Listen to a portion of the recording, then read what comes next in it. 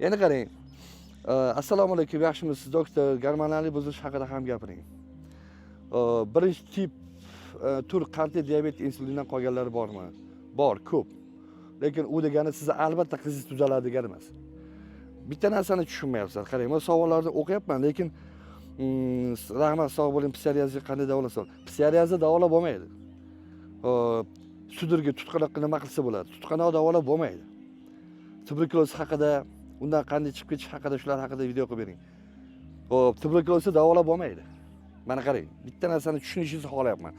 Agar meni yoshim katta bir 65-70 dagi odam bo'lganimda, aniq siz hozirgi gaplarimni keksaligida mijg'ovligiga yo'ygan bo'lardingiz, keksaligida injiqligiga yo'ygan bo'lardingiz. Bitta narsani tushunishingizni xohlardim. Juda ham xohlardim. Qanday qilib psoriazni davolash mumkin? Psoriazni davolab bo'lmaydi. Psoriaz degani badanga chiqadigan toshma.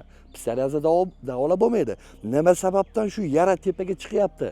Sababini topib hal qilasiz. Psoriaz bilan ishlamaysiz, psoriazni davolamaysiz. Qarang, organizm to'rt xil yo'lda o'zini o'zi tozalaydi.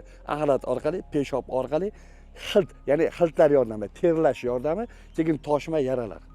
Mana badandagi holat, toshma. Demak, mana 3 ta tur yo'nalish bo'yicha organizm o'zini tozalay olmayapti. 4-yo'l bilan tozalashni boshlagan. Qachonki ichki tozalovchi organlar, jigar, buyrak, ichak, mana shu holatlar o'ta zo'r ishlashdi, o'ta tiniq ishlashni boshlaydi. Siz kayfiyatni zo'r qilib berasiz, qon o'ta zo'r aylanadi, jigar qonni filtrlaydi, buyrak filtrlaydi. Ichakdagi axlatlar chiqib ketishni boshlaydi. Ana keyin 4-yo'l bilan tozalash sekin pasayib, buni teringiz o'zini holatiga kelishni boshlaydi. Mana shuni davo toptiradi. Psoriazni davolab bo'lmaydi.